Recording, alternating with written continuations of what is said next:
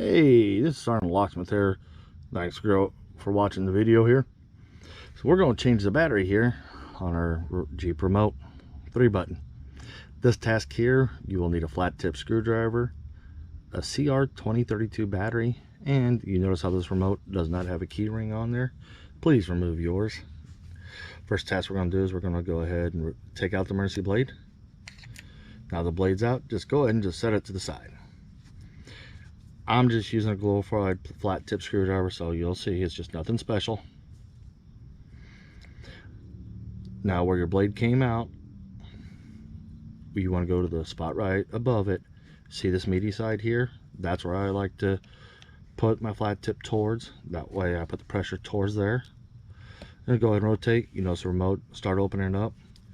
If you go and pull and it doesn't want to open, stop. You can come right here and just put a little bit of pressure. Now that we've got that open, take your two housings and set them side by side.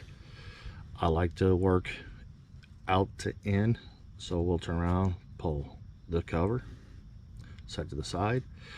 We'll go ahead and pull the rubber, and you notice when I pulled the rubber, the circuit board came out. No worries, go ahead and pull back on it. We'll set the rubber over here to the side. I will tell you, if your remote housing or the rubber pad feels all sticky, this is the time to go ahead and wash it with light laundry soap, dish soap, something mild that you'd use.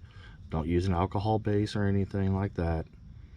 I've always found it's good to wipe them down, clean them. We do it when the customer's here. We actually have our own little soapy water mix that we use.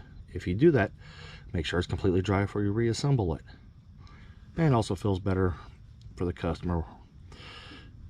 Now, back to the battery. You notice here's our CR2032 battery. Go and take your flat tip, push the battery away, and you notice it came out. Now we're going to go ahead and put the battery back in, positive side up. We are reusing the same battery. These are new remotes we're using. And remember, you're going to have to get it under that piece. Slide it in, it'll stop. Once you're there, you're good. Go ahead and put your remote back in here. Now that you got it, buttons up, go ahead and put your plastic rubberish housing on first.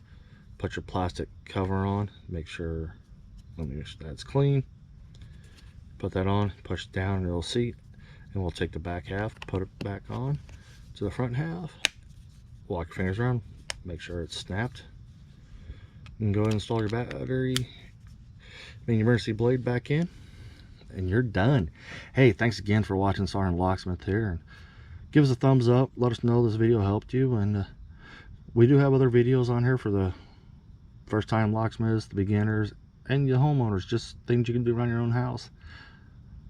And is it cheaper to do certain jobs yourself or call a locksmith?